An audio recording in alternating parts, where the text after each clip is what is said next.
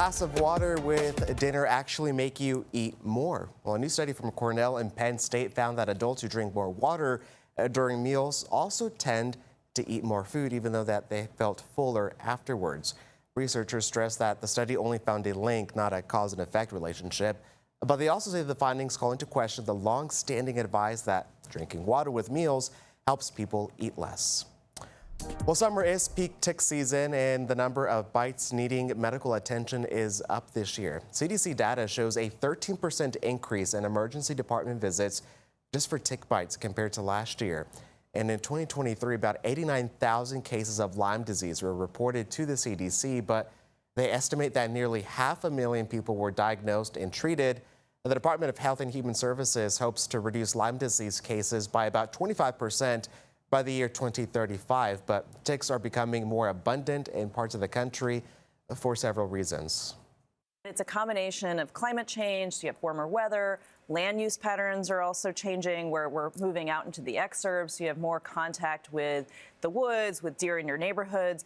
And as the weather gets warmer, you have the push of ticks up towards the north and the west.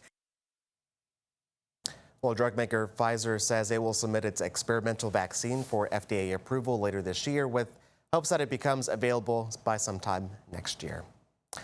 Well, many of us start the day with a cup of coffee, or several in my case, but when it comes to heart health, how many cups of caffeinated coffee are safe to drink each day? Well, a new statement from the American Heart Association, it may be reassuring to coffee drinkers. Gwen Baumgartner has more on this buzz.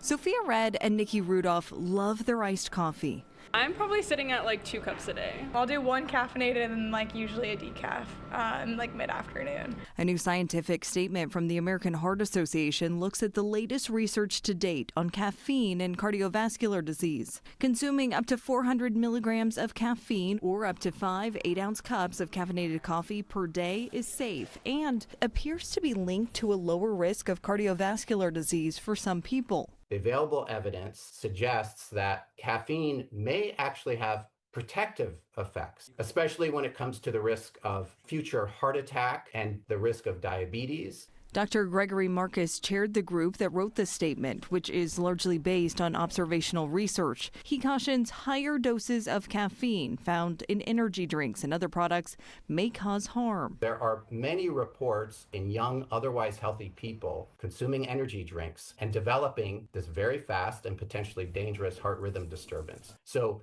certainly would avoid energy drinks in general. While the research may reassure coffee drinkers that they're not increasing their heart disease risk, doctors say it doesn't mean people should be drinking 5 cups a day because how much caffeine a person can tolerate can vary. My heart would literally be racing so badly. I get super jittery, super shaky, feel anxious. If you notice your heart racing, doctors say you should cut back or avoid caffeine.